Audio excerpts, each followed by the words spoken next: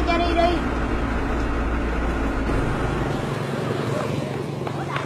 Lâu quá. Nói mình trên trường đi. Trễ rồi.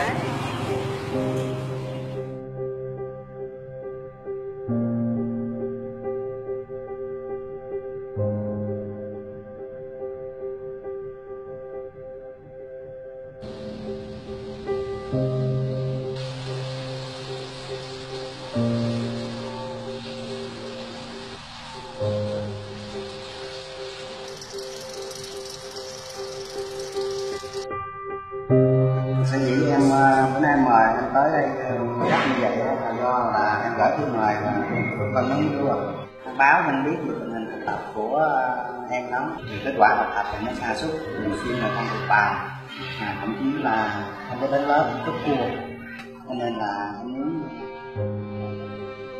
Theo con lại như vậy hả Dân? Cha có lo cho con được như người ta không mà bắt con phải học giỏi. Cha nhìn tụi bạn của con kìa, ai cũng có iPhone, iPad, đứa nó muốn học gì cũng có, muốn tìm cái gì cũng dễ. Còn con thì sao? Với cái điện thoại của bác như thế này thì con sẽ học được những gì hả? Cha không lo được cho con thì đừng bắt con phải học giỏi như người ta. Còn cha nữa, cha xem lại mình đi. Đưa bước con đi học bằng quần áo lấm lem như thế này hả? Cha có biết là con sẽ quê với tất cả bạn bè của con không?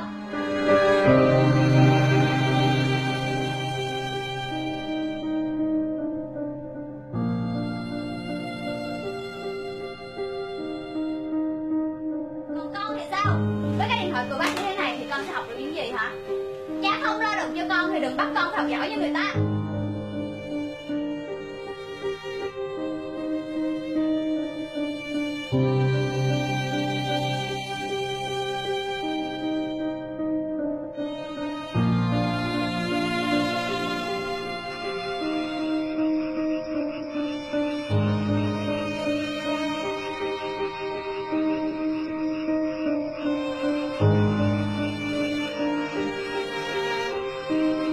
Đưa bước con đi học bằng quần áo lấm lem như thế này hả? Cha có biết là con sẽ quê với tất cả bạn bè của con không?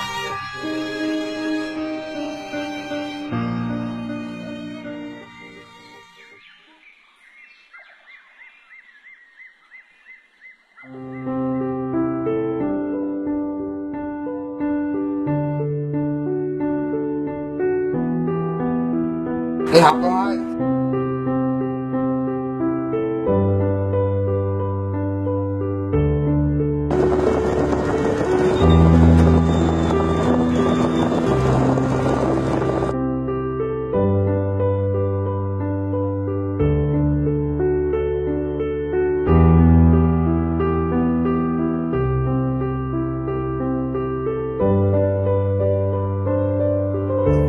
Để lấy điện thoại ra đựng xuống chứ. Sai dụng cụ của bác. Nói má. Để nó đi bà ơi. Để ý làm cái gì? Nó nói gì nó nói mà. Đừng buồn nữa.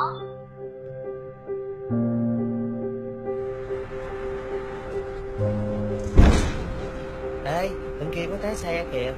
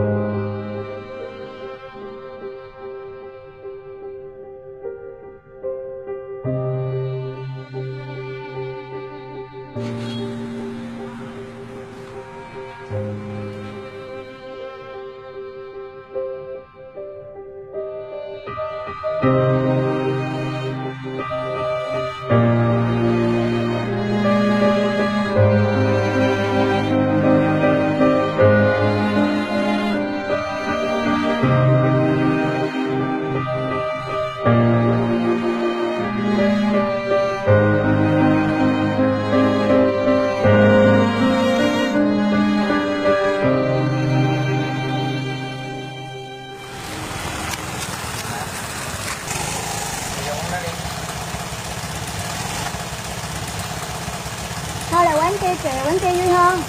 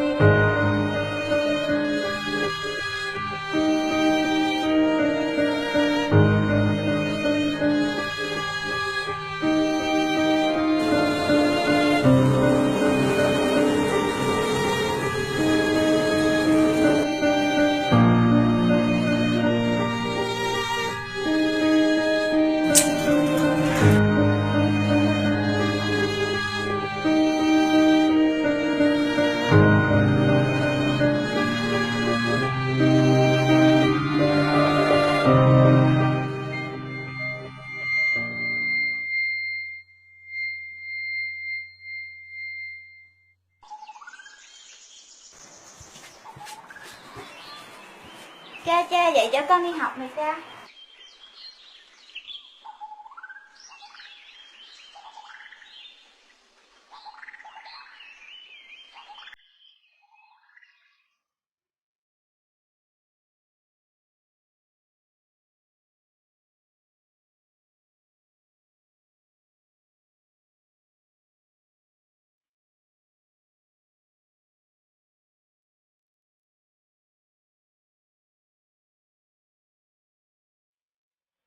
Cha mua quà tặng sinh nhật cho con đó cha. Cha, dạy cho con đi học nè cha. Cha ơi, cha.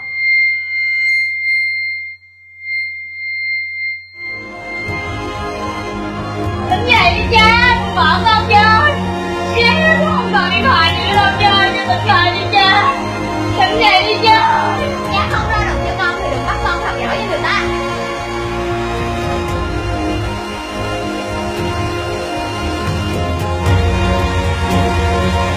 Bỏ con về cha ơi.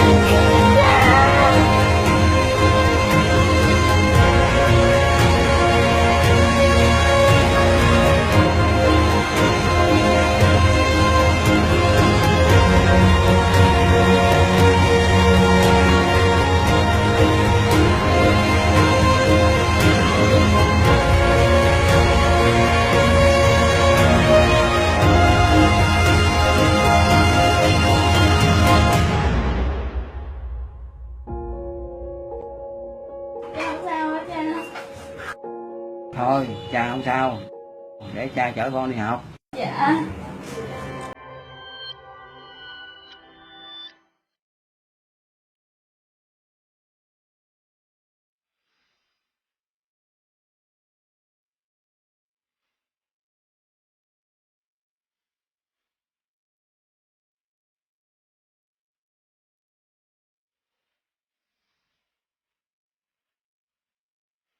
Hello. Dạ mọi người, đây là cha của tôi nè. Tụi con chào chú.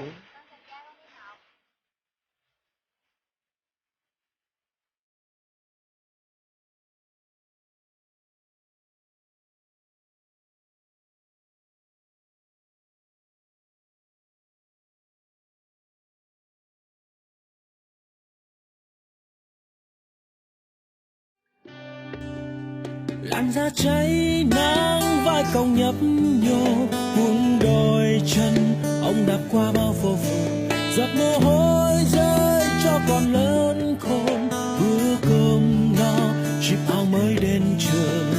Đứa con nào đâu thèm nghĩ xuôi ngày qua chỉ trách cha cơ hàn. Nó luôn mong ước như chúng bạn và cha của nó